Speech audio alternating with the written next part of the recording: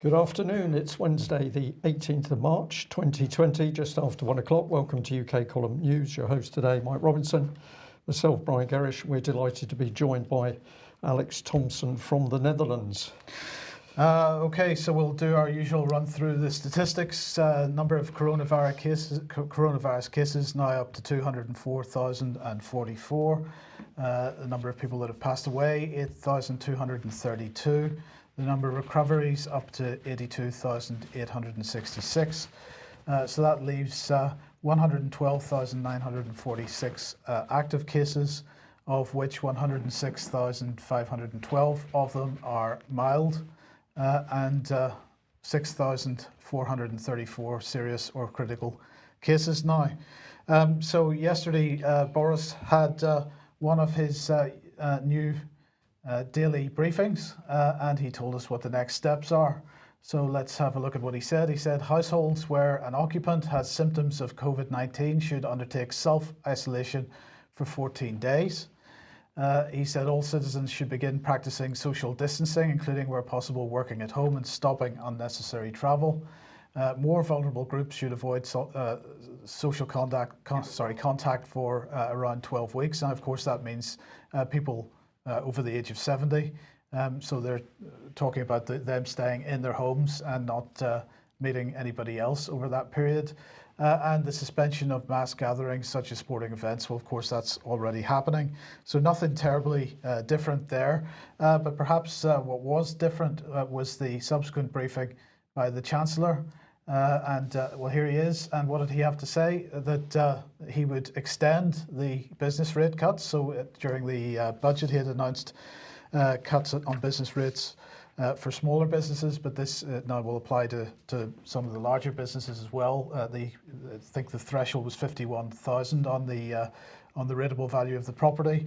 This applies for retail businesses mainly. 3-month mortgage holiday for everyone. And 330 billion pounds in loan guarantees to business. So this isn't grants or any kind of funding by government to support businesses through this. They're required to take credit loans from the banks at interest, but those loans will be guaranteed by the government. So no risk to the banks themselves. It's pretty amazing sum of money produced when we haven't got money to run schools, fix the potholes in the road or anything else. It's just appeared. Well, absolutely. But of course, hopefully none of that has to be paid by the government, but that remains to be seen. It depends how good a job they do in the meantime. Grants then between 10,000 and 25,000 for small businesses. So if any businesses that, not just retail businesses, but any businesses that are covered by small business rates relief would be eligible for that, apparently. And he said that there would be future announcements about how he's going to support employees specifically, because at this point it seems that if you are self-employed, and there's 5 million people in the country are self-employed, gig economy, or if you're on a 0-hours contract or something like that, the only answer that the government has, aside from statutory sick pay, but if you're finding yourself redundant, the only answer the government has at this point is to apply for universal credit. And of course, there's a huge delay in the first payout for that, and it's not a significant amount of money anyway compared to what people had been earning in their salaries. But don't worry, because it gets better.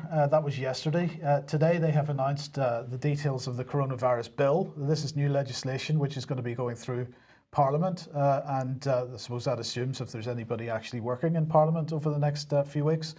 But it's certainly going to go through, and they're looking at several areas, beginning with containing and slowing the virus, easing legislative and regulatory requirements, enhancing capacity and the flexible deployment of staff across essential services, managing the deceased in a dignified way, supporting and protecting the public to do the right thing and follow public health advice. So I thought that was quite interesting language there. Now, in terms of enhanced capability and flexible staff across essential services, they say that they would do this by reducing the number of administrative tasks that staff have to perform, enabling local authorities to prioritise care for people with the most pressing needs, allowing key workers to perform more tasks remotely with less paperwork, and taking the power to suspend individual port operations, managing the deceased in a dignified way, by enabling death management systems to deal with increased demand for its services. I'm not clear what that means. I think we get a little hint of this because the death certificate process is going to be streamlined somewhat. It's going to be easier for death certificates to be issued, I also wonder, Brian, whether at some point in the not too distant future they're going to invoke the National Emergency Mortuary arrangements, which many people don't know exist. Then, in terms of supporting and protecting the public to do the right thing and follow public health advice, they include allowing them to claim statutory sick pay from day one and supporting the food industry to maintain supplies. But then they go on to say a couple of other more interesting points. Other measures in the legislation include volunteers will have extra employment safeguards. So anybody that's taking time off work to volunteer to help with this are going to be supported to do that financially. Allowing the police and immigration officers to support and enforce public health measures. So this is where it starts to get interesting. Making arrangements for statutory sick pay for those self-isolating without symptoms from day one. Well, they've already announced that. And allowing small businesses to claim statutory sick pay payments from HMRC. And then they also said that NHS staff will also be covered by a state-backed insurance scheme to ensure that they can care for patients if, for example, they're moving outside their day-to-day duties while making use of their skills and training. So what that seems to be saying, Brian, is that there's a possibility that they're going to ask NHS staff who have not been trained in this specific area of medicine to get involved in this area of medicine, that there is a possibility that mistakes are going to be made. There may be lawsuits and so on at the end of it. And so the government is going to back an insurance scheme to make sure that those people are protected. It's fascinating, isn't it? We're hearing of that aspect, people being brought in to help from unrelated medical specialisations in other countries. Absolutely. So just to make the point about this, if anybody isn't aware of the National Emergency Mortuary Arrangement, this exists in England, Scotland, Wales and Northern Ireland. Each country seems to have a slightly different mechanism for it. I suggest people have a look. Now, let's just have a look at what's going on around Europe then. So starting in France, well, from 12 p.m. yesterday and for up to 15 days, even if French citizens or French people that are living in France have no symptoms, they cannot go out without a valid reason, and they will be stopped by the police to make sure that they have a valid reason. And those restrictions will be controlled by the police, and if they're found to not have or be considered not to have a valid reason, they'll be fined €135. There's nothing in this document from the French equivalent of Home Office that to say that whether anybody would be arrested, but basically no reason is valid unless you're doing something like specifically going to get food or going to the doctors, things like this. Anything else is not valid. And we'll just mention that as we bring Alex onto the programme, Alex, the Irish Times here, suggesting that the Dutch have adopted something similar to the British idea of this herd immunity strategy. Is that actually what's going on? No, Mike, it isn't. This tells us more about the state of play in the Irish Republic, I think, than it does in the Netherlands. I noticed about 18 hours ago in this hectic news cycle that among the two camps on British Twitter, basically the sort of pro-Boris and tearing their hair out types, the latter of whom tend to be more like Remainers politically in the Brexit debate. The former camp, the pro-Boris camp, was getting a bit rah-rah and was saying, look, the Dutch, subtext, they're sensible, they're kind of half Brits on the continent, they're adopting our libertarian herd immunity, let it go slow, personal responsibility approach. Subtext, the deeper you go into the continent, the more fascist things are. Some truth to that, but herd immunity is not a phrase that has been used by Dutch doctors. I'm married to a Dutch medic. The phrase, almost certainly in English, would have been quoted by someone I would have heard by now if it's been used. Actually, the Netherlands, for all that it is pro-British in many ways, is under Napoleonic law like the rest of the continent. And as we'll be discovering more in extra time, that means that it is doing things in much more the French way, which is telling people thou shalt not go out by order of the council, the mayor, the police, and Uncle Tom Cobley and all. And just as a footnote there, the Irish Times, the Irish Republic is a particularly interesting case. Because they've gone to extreme division in Dublin in particular now between sort of pro and anti-establishment camps, and those who are for the Taoiseach, the Irish Prime Minister, have been tweeting that they are in tears of gratitude at his wonderful leadership.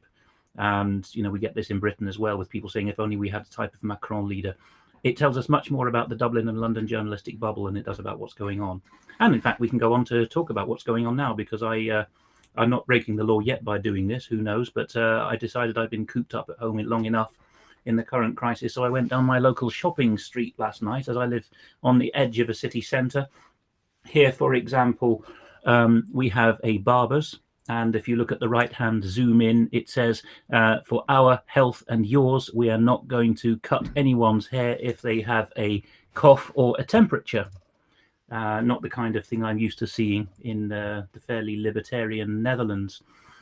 Here we have some kind of real estate or property broker, and he is saying in English in the right-hand taped image there, due to the current situation, we can only help you by phone. I go on further down this shopping street, by which time my wife and I are thinking the same thing, which is unreal, as a word we both had in our heads. Here you have the equivalent of a cheap pound shop, obviously, a Happy Euro shop. That's also shuttered. And on the right, from a different store, a beauty store further down the road, it says, by way of encouragement, nothing is permanent, basically don't panic, but they're closed too. A little further down the road, we have on the left here a craft shop saying we can't risk it, in a nice sort of lady's handwritten florid style. And on the right, a printer shop with people, an image of someone making one of these silly heart symbols, love will prevail, that we saw after all the questionable terrorist incidents around Europe a couple of years ago. And then we go further down the street again, and we see a major clothier and general store, Von Haren. Looks like it's open, although this was an evening walk, but it looks like the stock's still there and the lights are on. But then you go to the window and you see that because they're an essential service, they're open. But how long are they open? They're open from 1 till 5 p.m. every day. Then we go around the corner again, and we find, I won't mention the name to give them no undue advertising, but a well-recognized global chicken brand, shall we say. And it looks like the lights are on, but again, nobody's home. You go up close and it says restaurant closed. Directly opposite them, this is the main shopping street in my city now, is a competitor also offering chicken takeaways, and they've got a big image of people flashing a card. Here's a rather telling image. Because of risk of infection, we very much want you to pay by card, and they're using this odd word stimulate. I know it's used more in Dutch than in English, but we are stimulating you to pay by card. We are stimulating you not to touch cash. On the right, just as I left the major international chicken sellers, I was interested to see, I think I knew this already from other countries, but they're offering a chickenless chicken burger for over €5 in euro, so I think I'll give that one a miss. Further investigation of the smaller chicken sellers across the road from the international one. On the left there, you can see a notice saying we are following the latest government scientific advice, and you can see a card reader. But look at the right there, and you see that the card reader is, at least after hours, buitendienst, out of service. So I don't know how that's going, but they've put that right in the window so that you sort of proffer your card instead of infecting the shop by walking in. Here's a pizza delivery, and if people want to freeze that, that's actually in English, not the clearest picture, because I had to take it in a hurry in order to attract attention. But the pizza people are saying in English, 1 in the shop at a time, no lingering, no eating. And on the right, here is what people are doing to avoid the various curtailments. There's an absolute boom in electric delivery vans, and in this case, little pizza delivery scooters. They're having a boom of it, and the app is being downloaded a huge amount. I think we have one more in this block as well. There we are. On the left, we have one casino saying we are closed because you can't gamble in this crisis. And on the right, you have yet another casino on my way home, which interestingly, and we can test Brian's Dutch here, they end with the sentence, wij wensen iedereen een goede gezondheid. I don't know whether Brian still remembers what that means. We wish everybody good health, I think. Yeah, absolutely right, Brian. Okay, well, I got, so, got points there for my Dutch. Well, yeah. So I don't know what Brian. Well, you've both lived in the Netherlands in the past, but I don't know what either of you makes of all that. Well, my reaction to it is hype. Well, I'm going to be talking about hype in UK at a moment and having a look at some of the statistics qualified medical people are giving us. But yeah, I think that we've got a complete close down, which has been driven by the hype over what many doctors are describing as an ordinary virus. Alex, what is the drive for vaccination at the moment? During Boris's presentation yesterday, he was absolutely clear that in heading towards herd immunity, the British government sees a forthcoming vaccine as being key to that. Yes, and this is softly approach. People can look this up, the English language site dutchnews.nl, and the headline there, if people want to search for it, will TB vaccine help healthcare workers fight corona, ? Dutch hospitals experiment. Now there's an even spreading in this small country of teaching hospitals, university hospitals, and the two eastern ones, Utrecht and Nijmegen, have decided to pilot a project with a control group of 500 frontline healthcare workers who don't get any jab and 500 who get the old BCG jab, which I remember getting and almost fainting from as a 13-year-old, the old tuberculosis jab in the shoulder. Because apparently, although there's very little similarity between TB and what we're supposed to be getting at the moment, the idea is that if you have had BCG, there are preliminary indications that you only get a mild form of coronavirus. Well, I'm no medic, don't ask me how that works. So after this voluntary pilot phase, apparently healthcare workers in the Netherlands will be, quote, offered the chance to be vaccinated. Well, the amount of there's a lot of conscientious objectors to vaccination in the Netherlands anyway, both Christians and anthroposophist types. But it's after this, I think it's going to be almost impossible to work in health without having had the jab. Yes. Okay, so let's just briefly run around the rest of Europe then. Norway. Norway, we have more about in extra time, but you would expect it to be in the Netherlands bracket, a very Atlanticist, pro-British and American style government. And so it tends to trust its population more than the countries deeper into the continent. But no, Norway is conscripting healthcare students. It's expelling temporary resident aliens. And as I'll go into in extra time, the churches seem to be adding to the general panic. And I would suggest perhaps this is a kind of the curse of wealth. The Norwegians and the Dutch in the 70s, when they discovered oil, were said to be subject to Dutch disease, which is thinking that oil wealth would cure everything. SNP supporters have a touch of that as well, or had in the 70s. So it's not what you'd expect from Norway. Further south in Denmark, we have similar things going on. A rather pathetic spectacle of Queen Margrethe here, reading out a script which was clearly written for her and shuffling her papers in the most unroyal, unseemly fashion. And one of the points she made was, "Dear young people, you aren't going to be able to go out and have fun. Be good little boys and girls and stay at home." And then the local.dk has Denmark rushing through emergency legislation, more on emergency legislation again in extra time, and getting to the meat of it. What does it say after the bits about rising above party politics, blah, blah? The reporter says initially the government wanted the law to give police the right to enter private homes without a court order if there is a suspicion of coronavirus infection.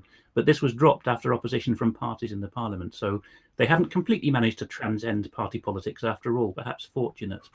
Further south again in Germany, the other side of a hard border, because the Danes and Germans have suspended Schengen, not for the first time. Here's the Chancellor Merkel, and she's being reported in Der Spiegel as saying that churches, mosques and synagogues and other houses of prayer will be verboten. You can see that at the bottom there. Meetings for prayer and worship have also been disrupted in France completely, and in the Netherlands and Belgium to some extent, with smaller numbers permitted. We have a lot of mega churches in the Netherlands, but with a couple of thousand seats, but it's 100 at a time, and the rest have to listen digitally at the moment. What I noticed about Germany was that just about 48 hours after both the French and German prime ministers or other figures at the very front of politics had said, "This is fake news that we're going to curtail your liberties," hey presto, your liberties are curtailed. So lends weight to the idea that not national governments, but someone above them and behind them is planning what to do. Just before we come on to Austria, you mentioned borders and suspension of Schengen. How are they actually policing that, Alex? Because, I mean, there's some pretty long land borders there. Yes, it's... Are you still hearing me? Yes, I seem to have frozen absolutely. here. No, we're fine. Good. Yes, I've just lost the image for a minute. Yes, They're not yet at the stage of Russia, for example, who do random patrols over the entire stretch of the border. But none of the huts along the road and rail crossings and the naval crossings was ever given up. So they've just put little men back in these boxes and reinstalled the barriers. Really, so it's better than nothing. Right. Okay, then Austria. Austria is in a difficult way as well, because it was one of the first to decide to close its borders. I've tried to get from an Austrian contact confirmation that no more than 5 people may meet, even on the street or whatever, or in private homes. But although this has been widely reported internationally, although he's a lawyer, says, no, I haven't heard of anything like that. So again, an indication you can't always trust what is being said in English language media from Ireland, Britain, or outside Europe. You have to actually get facts from people on the ground, and often the continental measures are not quite as harsh as they are being presented. I think this may be an example of the English language press or the people who spin for them saying, look, the continentals are doing this, so we're going to curtail your liberties as well. But Austria has also rushed through emergency legislation on the Sunday, pretty unprecedented. The entire legislative cycle only took 24 hours. Right. And finally, Italy. Now, we know what's mostly going on in Italy, but I thought this was an interesting observation. Yes, here we have quite a large YouTube channel in Italy. Again, we'll be talking about it more in extra time. But it's interesting that this gentleman here, who is mainly, as far as I can understand it, an investment advisor, or not anyway related to health or the military in his general advice, has taken this opportunity. Oh yeah, he beg your pardon. He's a psychology advisor. That's it. He's taken this opportunity to say to his audience, I have looked into the EU's military mobility plans, and I don't like what I'm seeing, because of course Defender 2020, the US military's big operation to see whether they can get a battalion or more up to the Russian border, is ongoing as this outbreak continues. And he's saying with his sketch pad open, look, I've looked into this, and we're being charged through the nose to the tune of many hundreds of billions to reinforce our road network for these American Abrams tanks. And this at a time when we're told that all our businesses are going to go bust. So an interesting blowback there. Okay, so interesting times in Europe. What's going on in the United States? Well, you were talking a second ago about the opportunity to push through dodgy legislation. Well, let's have a look at this. Common Dreams yesterday was pushing this through. Senate leadership is pushing through a dangerous surveillance bill as Americans are focused on COVID-19.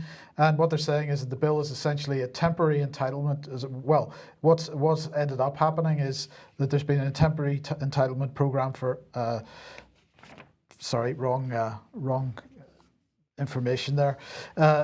This was Senate Majority Leader Mitch McConnell, who's planning to push through this vote on the US Freedom Reauthorization Bill of 2020. And this is legislation which would reauthorize spying powers. And they expired earlier in the week, in fact, on Sunday. Now, if this was signed by Donald Trump, the bill would reauthorize Section 215 of the bill, of the original Patriot Act, and this is the provision that national security agencies cited in the past to support unwarranted collection of phone records, so no warrants required, of hundreds of millions of US citizens. So that was the initial attempt, but then this was stopped, or at least it was moved back from, the position was moved back from, because Mitch McConnell decided to scrap that initial vote on Monday night, and instead went for a 77-day extension of the powers that were already there. So it will end after 77 days. And this was effectively scuppered, because the whole thing was scuppered by Senators Mike Lee and Rand Paul. And they were really looking for an opportunity to put amendments into a separate bill, which was also about surveillance, which is going through the House. So they gave in on the 77-day extension for this, on the basis that they would get the opportunity to put these amendments in. But nonetheless, what we have here, Alex, is attempted moves by senators to push through on surveillance on the back of coronavirus, or at least under the noise of coronavirus. And if it wasn't for one or two senators, they probably would have got that through. Yes, and The key point here is that we are, in the English-speaking jurisdictions with our common law, we're being put to shame because in the section I just covered, we had both the Danes and the Austrians bringing in emergency powers, albeit not for warrantless tapping, but for other things like arrests on the street. And in those cases, the parliaments were very keen to assert themselves against the executive, against the government, by saying there must be a sunset clause, a time by which these powers expire. Now, I haven't seen any mention of that in the legislation going through the United States Senate, or indeed what's been going to the House of Commons and Lords the other day. And I don't know whether that's received royal assent yet, but I would be very surprised if sunset clauses come in, because when we have things like civil contingencies, emergency powers, warrantless tapping, it always seems to be that legislators give these powers indefinitely. As a kind of an acquis, as the French would say, something that will never be resiled from again, which is what you'd expect actually in the continental jurisdictions, but it's the English-speaking ones which are at fault here by giving these powers indefinitely. Is it that we have more supine legislators than the continental Europeans have, that are content to give our powers away once and for all in our name? Well, just to say, Alex, that the British government did say that this coronavirus bill, this was before they published the details of it, they did say that the coronavirus bill would have a sunset clause which would come in after 2 years. So that's quite longer than 77 days in the case of this US legislation and perhaps some of the other legislation that we're seeing doing the rounds at the moment. But nonetheless, I haven't seen in the stuff that they published today whether that's actually included in the bill, and we need to keep an eye on that and make sure that it is. Yeah. Right, well, we're just going to do a quick section looking really at what the media reports are on coronavirus and some of the statistical analysis. Now, I'm going to say we're absolutely delighted because over the last few days, we've had quite a few approaches by medically qualified people who are coming, excuse me, croaking a bit there, who are coming to the UK column to ask if we will put out information because they can't get the information out via other sources. So is there some other sort of clampdown going on, Mike, we don't know about? But let's have a look at some of the simple things we've been given. This was an email where somebody was pointing out the advice from their local surgery, which is basically disease, we're off. So they're saying that they're closing the surgery. As of today, the surgery is closed until further notice, and GPs are doing telephone consultations only. So please ring a particular number. So that one is quite in your face. But we've also got this sort of thing where a doctor is warning of the danger of coronavirus hype. He says he's a doctor and infectious diseases specialist. He's worked all over the world. HIV, AIDS, hepatitis, TB, SARS, measles, shingles, whooping cough, diphtheria. And he says what he's scared about is the, quote, loss of reason and wave of fear that's induced the masses of society into a spellbinding spiral of panic, stockpiling obscene quantities of anything that could fill a bomb shelter adequately in a post-apocalyptic world. This man is spot on, but he says this is really frightening me as to what is going on. Well, of course, what he's watching is massive propaganda by the larger media companies having its effect on the population. But this is not a warning from UK column. This is a warning from a fully qualified medical doctor. We've had this slide up before. So this is the British Medical Journal, where a doctor says, quote, there does not seem to be anything special about this particular epidemic of influenza-like illness. So what is going on? Well, China, of course, is winding down. So we've got a report here from a doctor who'd been working in Wuhan. He said, together with colleagues from Wuhan and Henan province, we managed 988 beds, treated 1,235 patients. Thankfully, we achieved 0 patient deaths and 0 infection of medics during our stay here.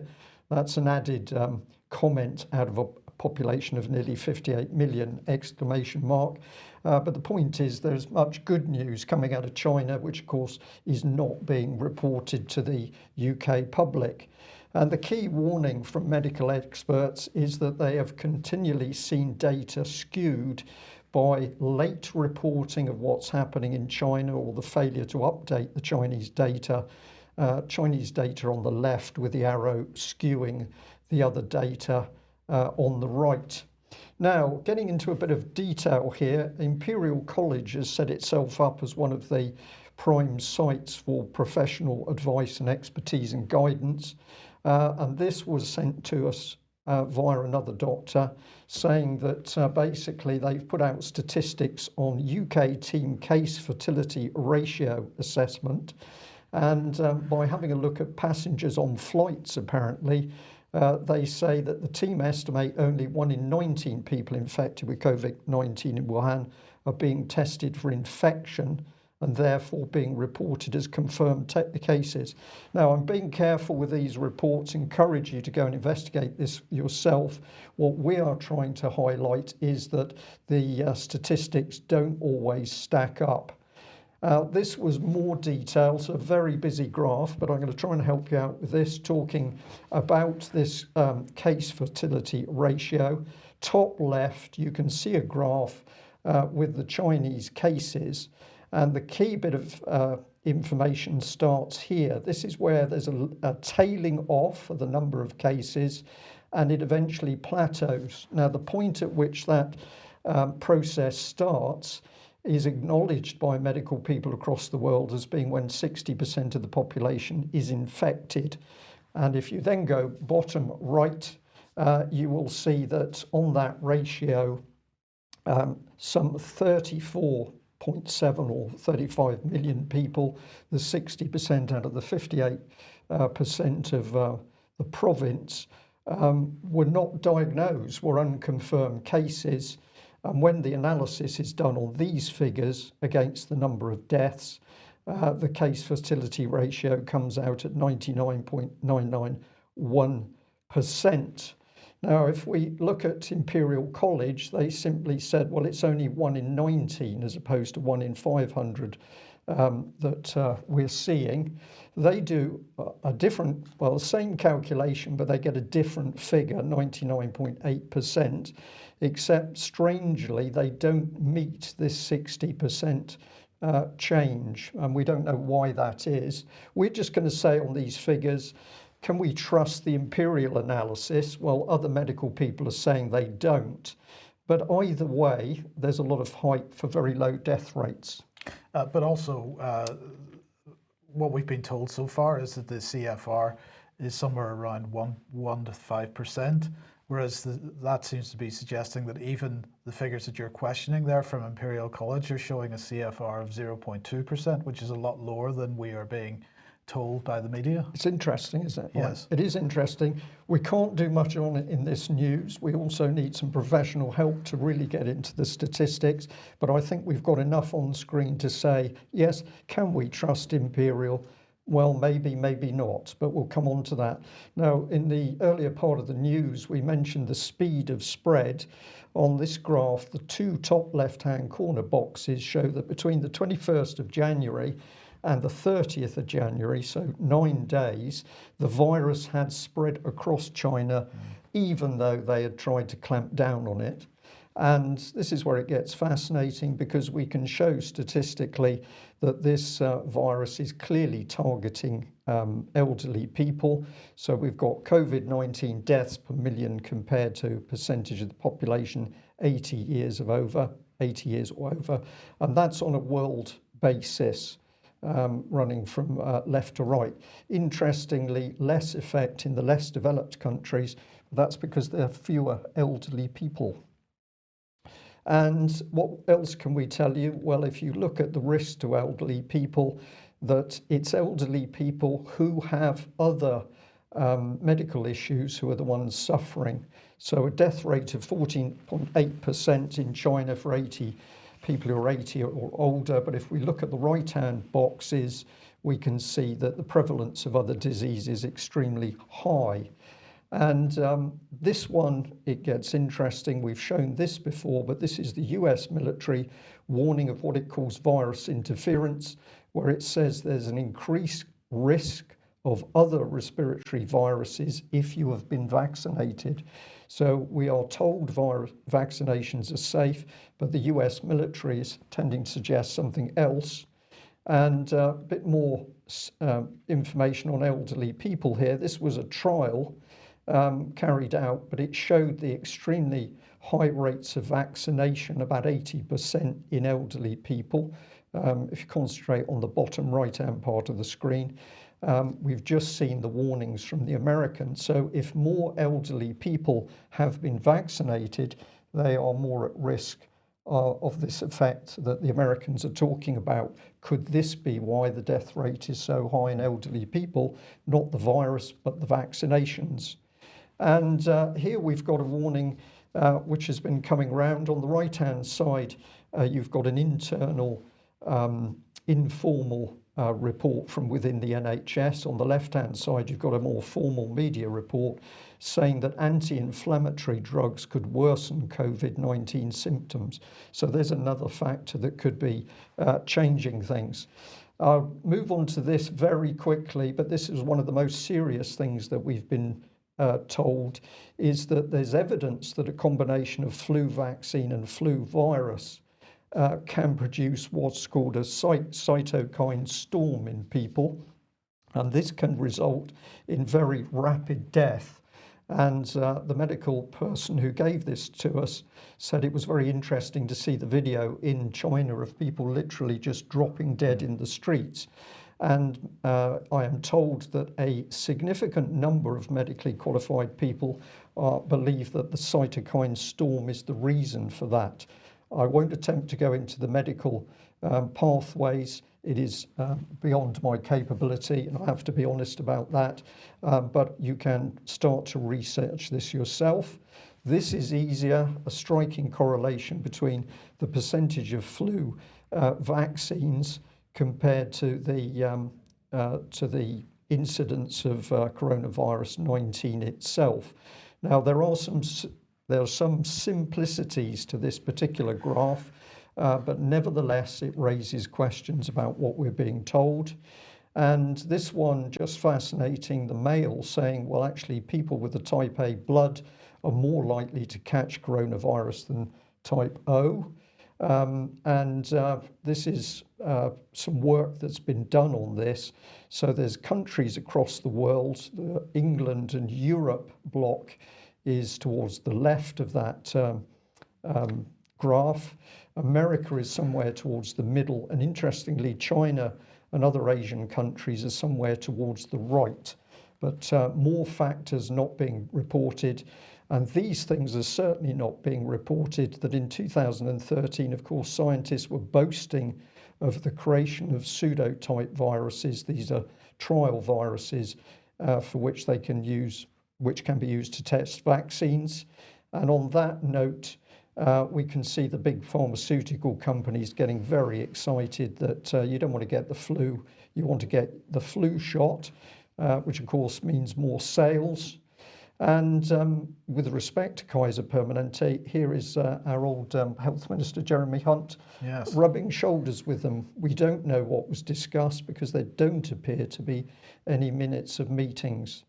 But it goes on, and back to Imperial College London, where the people who have been warning about the statistics of coronavirus, we find are part of a vaccine impact modelling consortium, which says it is coordinating the work of several research groups and the impact of vaccination programs worldwide. Who's supporting that? Bill and Melinda Gates. And it's locked in with Gavi, the Vaccine Alliance, and interestingly, that's UNICEF, WHO, World Bank, and Bill and Melinda Gates Foundation. Now, we've got a lot of extra material. If we can, I'm going to say we probably need to jump ahead because of the time in the news.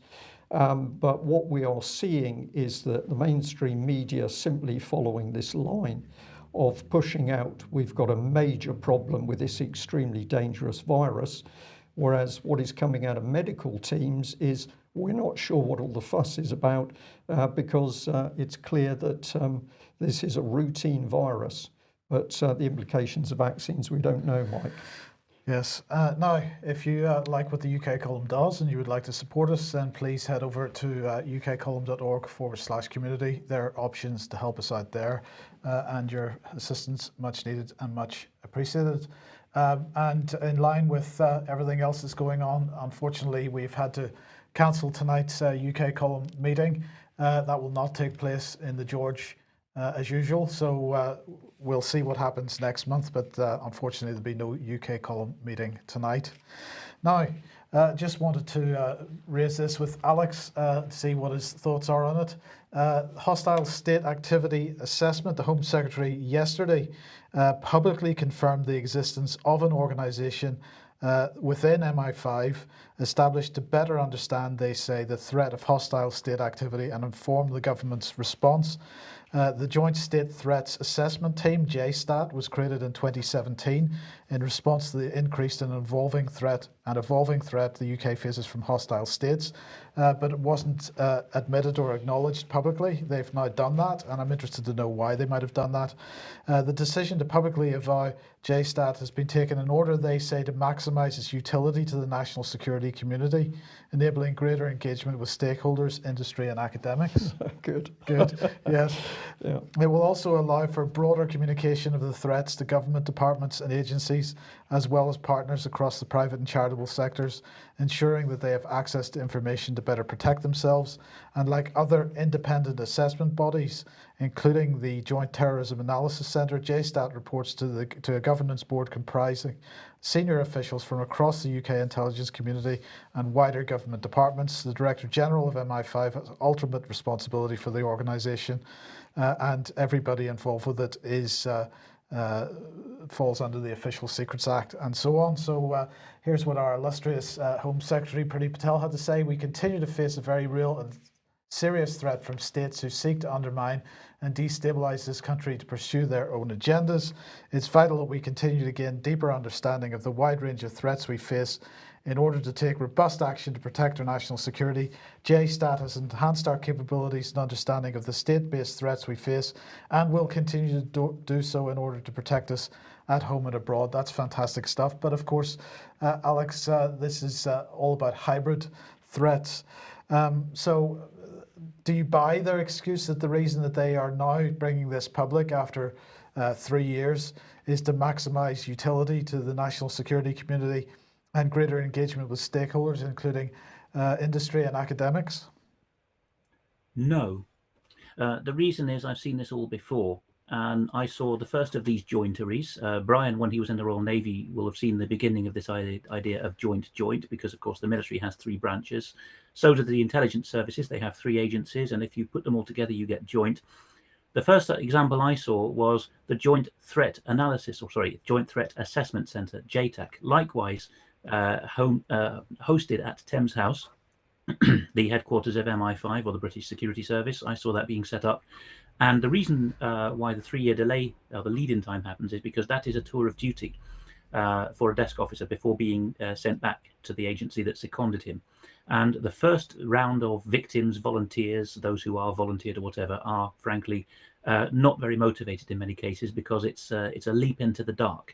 So you would normally stay working your desk job and pursuing your career promotion inside your own agency, MI5, MI6, GCHQ, likewise in the military in your own branch, unless it seems a really dead cert that this is a growth area and has got sexy. And so the first wave of volunteers are pretty unmotivated and are working in the dark often. So, for example, in the first 3 years of JTAC's existence, when it was growing into the role of cornering the market, establishing its brand, monopolizing itself as the place to advise on how much threat from terrorism there was in each country in the world, we saw things pass our desk like, here is our obligatory annual assessment of Iceland. Iceland does not have many terrorists. This is because there are not many Muslims there. This is because it's cold. Now, after 3 years of that, they managed to get their act together and sound a little more persuasive and heavy-hitting. And this is the round that the Joint State Assessment Centre will now have gone through. It will now have cornered the market, established itself, and now it is sexy enough for all the fellow travellers to jump on the bandwagon and to start minting it, including contractors, of course, from the usual big consultants and the think tanks. They can use this brand now, which means that no sensible criminologist, sinologist at any of the 3 agencies has any plausibility now, cannot get the ear of the Home Secretary and the Foreign Secretary and the Prime Minister, except if they go through this wretched channel. So it's a case of branding and cornering the market. Okay, and just a little bit briefly, Alex, if you could give us a quick update on the Hoffer case. This might be new to people. Yeah. Yes, go ahead. Well, Peter Hoffer is a military historian of note, and his mother, Barbara Hoffer, is 91. And starting with Barbara, who was known as Grandma B in early campaigns, she found herself denied her home through various nefarious activities in the city of York, basically tied in with the Jimmy Savile paedophile network, according to Peter and others. Lots of declarations were made under freedom of information. A decade ago, Lord McGuinness, formerly the leader of the Ulster Unionist Party, asked questions in the Lords about the amount of money spent persecuting this family. And that's many years ago. They're both now held incarcerated. Barbara as a 91-year-old victim of York's social services, who are cutting off her access to the outside world, and her son, and all kinds of nasty things. Peter is being held in an institution just put on the slide there, just down the road from Mauthausen concentration camp, actually, the Justizanstalt Usten. This is about the third place he's been held in Austria since they tried to declare him mad with no proper assessment. So we're going to put up 4 articles which Peter has managed basically to smuggle out to us. There's the original script of one of them, the clinical abuse of psychiatry in Austria. He's in a very bad way with his arthritis and diabetes and not being looked after, and very abusive treatment. And we fear the same is true of his mother in York. But please remain polite if you're wanting to get in contact, particularly with Barbara. The articles that we put up will give the contact details. Okay, thanks for that. And we'll just end with this briefly. This is where did this come from, Brian, originally? Well, this is all part of the original monetary reform group that was operating back in the 90s, trying to alert people to the control of banks over the financial and economic system. So, we're looking at the government now providing guarantees on 350 billion pounds worth of loans to try to keep companies going while the entire real economy is shut down. Really what this was a letter written to the government, to the Treasury, asking about why the British government does not produce more M0 money, which is money without interest, issued by the government itself without interest. Well, the response has come back from Anthony Nelson, who was Chief Secretary of the Treasury at the time, a Conservative MP, but began his career with NM Rothschild, so it's perhaps unsurprising that his response is as it is. And what he's saying there is that the size of M0 at that time, which was 1993, was 19.5 billion pounds. Today it sits around 80 billion pounds. But what he said there was the money that banks create is either interest bearing or it renders some kind of service that costs the bank money to provide. So they've got to put interest on it, basically, is the excuse that he's giving. And he's also saying that government can't really issue any more M0 money because there's no demand for it.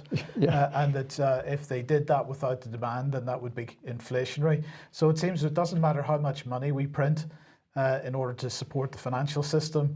And the Federal Reserve seems to be doing a lot of that at the moment. They're not calling it quantitative easing, although it is quantitative easing. The Bank of England has just announced, as we reported last week, that they're continuing their QE scheme. So, effectively, all this money printing is going on, but it's not happening under the auspices of the British government, and therefore there's no accountability, and it's all at interest. A lot of questions to be asked, really. Absolutely, a lot of questions to be asked. So we thought, I know we're very late at the moment, but we thought we would just end the programme with the little video that we produced a few years ago on the Bradbury Pound. I'm sure a lot of people that are watching this these days haven't seen this, so we'll play out with this, and we will be back. What day is this? We'll be back on Friday at 1 p.m. as usual. Yeah, we'll see you then. Bye-bye.